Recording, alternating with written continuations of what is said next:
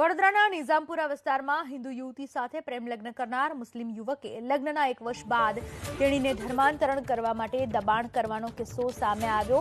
યુવતીએ હિંમત દાખવી ફતેગંજ પોલીસ મથકે પતિ વિરુદ્ધ ફરિયાદ નોંધાવી।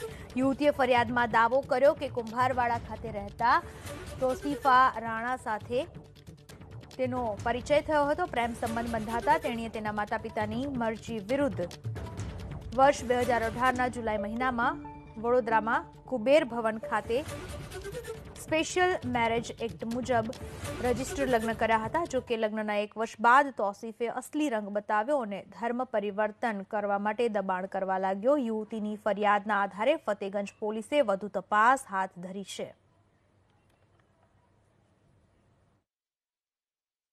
ફતેગંજ પોલીસ સ્ટેશનમાં મોનાલીબેન વાઇફ ઓફ તોસીફભાઈ કિરણભાઈ રાણા રહેવાસી નિઝામપુરા નવાએ ફરિયાદ આપેલ કે સ્પેશિયલ એક્ટ મુજબ તેઓએ તોસીફ રાણા સાથે થોડા મહિના અગાઉ લગ્ન કરેલા। લગ્ન કર્યા બાદ તોસીફ અને તે તોસીફના ભાઈને ત્યાં રહેવા જતા રહેલા, જ્યાં તેને મુસ્લિમ ધર્મ અંગીકાર કરવા માટે થઈ અને શારીરિક માનસિક ટોર્ચરિંગ કરવામાં આવતું હતું।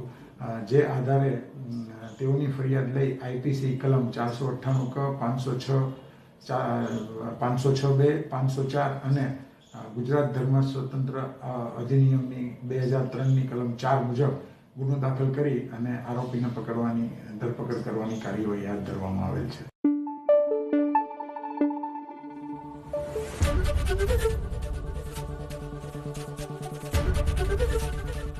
એબીપી અસ્મિતા, ગુજરાતની અસ્મિતા।